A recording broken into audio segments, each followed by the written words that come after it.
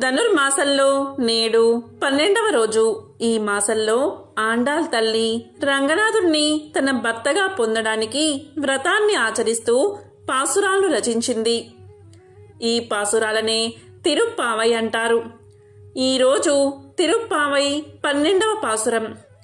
ఈ పాసురాల్లో 15వ పాసురం వరకు గోదాదేవి చెల్లుతో కలిసి పూలను సేకరిస్తూ పల్లె వాతావరణాన్ని వర్ణించే అంశాలు ఉంటాయి. ఒక్కొక్క రోజు ఒక్కొక్క వర్ణనతో గోపికలను నిద్ర లేపుతూ ఉంటాయి. ఉదయాన్నే గోదాదేవి ఒక్కొక్కరింటికి వెళ్ళి తన చెరులను తట్టి లేపుతూ వారిని నదిలో స్నానానికి సిద్ధం చేస్తుంది. విష్ణువు యొక్క అవతారాలను పొగుడుతుంది. ఈరోజు తిరుప్పావైలో 12వ పాసురం. 12వ పాసురం దాని అర్థాన్ని ఇప్పుడు ఈ వీడియోలో తెలుసుకుందాం.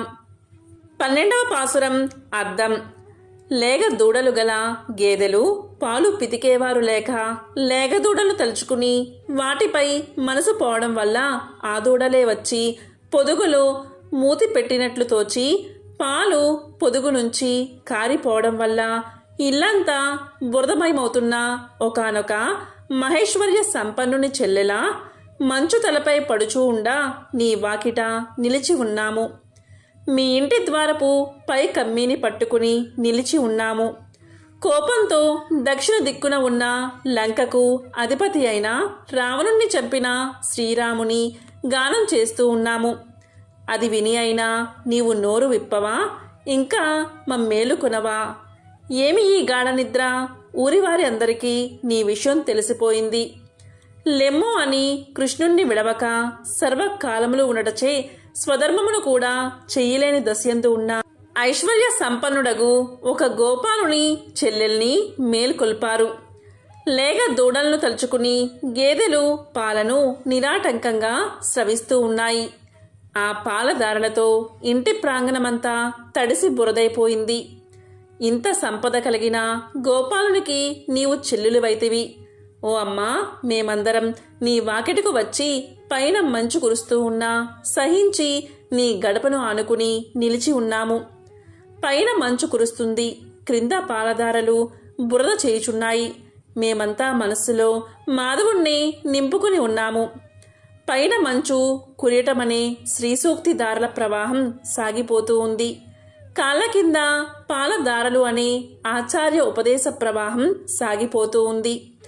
మనస్సులో నిరంతరం మాధవ సంశ్లేష భక్తి దారుల విచ్ఛిన్నంగా పొంగి పొరులుతూ ఉన్న ఈ ముప్పేట దారులతో తడిసి కూడా నిన్ను మా గోష్ఠిలో చేర్చుకోవడానికై నీ వాకిట గుమ్మాన్ని పట్టుకుని నిలబడి ఉన్నానమ్మా.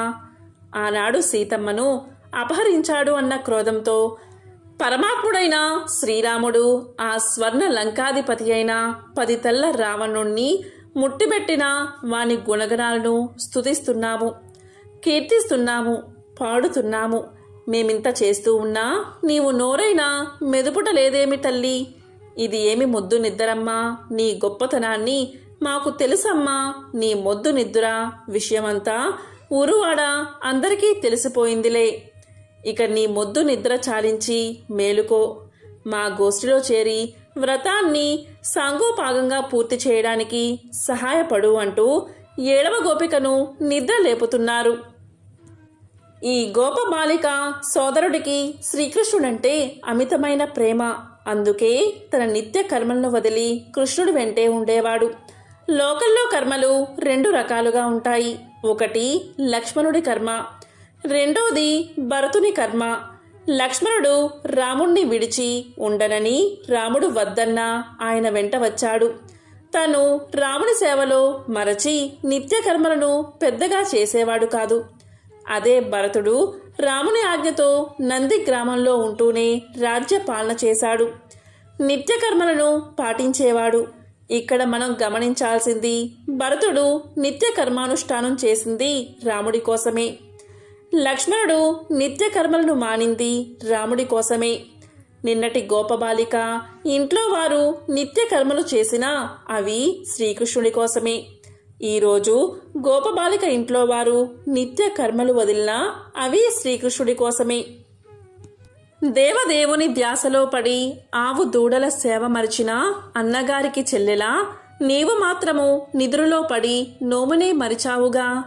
ఆకలేసి దూడలన్నీ అంబారవాలు సాయగా, ఆలమందలు కుండపోతగా, పాల వర్షము కురియగా, గోశాలలో పాల వరదలు మొగసాలలో బురదాయగా, జారకుండా చూరు పట్టుక జాముసేపై ఉంటిమి.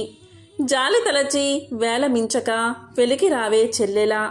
తన సతిని కోరిన పాపి రాముని పదితలలు తరుగంగా, కోల తీసి ఎక్కుపెట్టిన కోసలేంద్రుని గాథలు పాడుకుంటూ యమున చేరి పూజ చేద్దామే, మన నోము నోద్దామే. సిరినోము హరిపూజ గిరిపుత్రి వరము, గోకులము కన్నెలకు కళ్యాణకరము, లోకులందరికిదే సౌభాగ్యప్రదము. పల్లె పిల్ల మేలుకో రే పల్లె పిల్ల మేలుకో. ఇదే తిరుప్పావై 12వ పాసురం యొక్క అర్థం.